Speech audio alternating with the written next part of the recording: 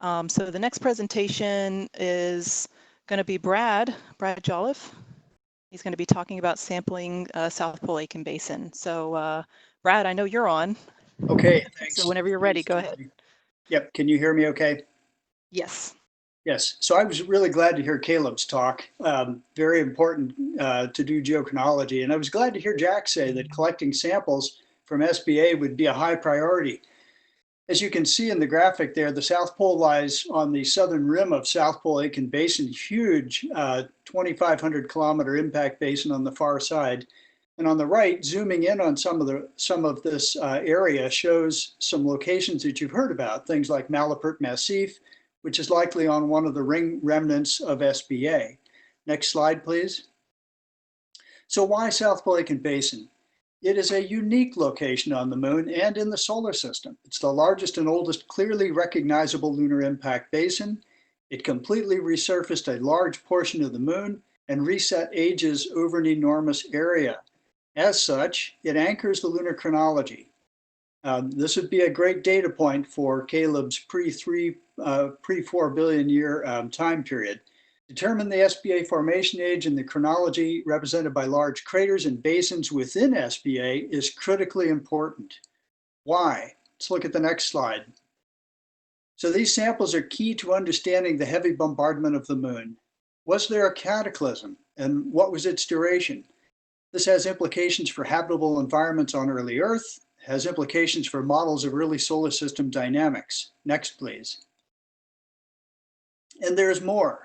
Understanding large impact basin formation processes, obtaining deep-seated samples to get at the lunar interior, including thermal evolution and probing the far side mantle with basalts. Next, please. So very briefly, geophysics. Shown here as crustal thickness, this shows the South Pole is at the southernmost extent of the South Pole-Aitken Basin signature. You see that on the right side. If we go to the next slide, same thing here for compositional data. This shows FEO content from Lunar Prospector with the South Pole just beyond the southern extent of the compositional signature. So indeed, this is feldspathic highlands terrain, but it is just on the rim of SBA southern rim. Next slide.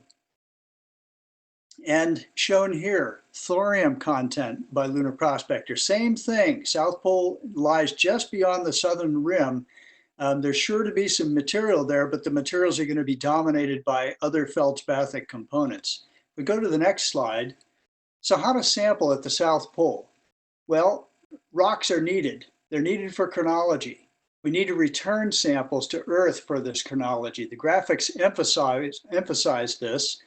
We can't do these kinds of analyses where we're using microbeam techniques as on the left and very careful bulk rock analyses using these intricate and immaculate separation procedures as you show in the slides from Dimitri Papanastasiou. We've got to return samples. We cannot do this with in situ analysis on the surface.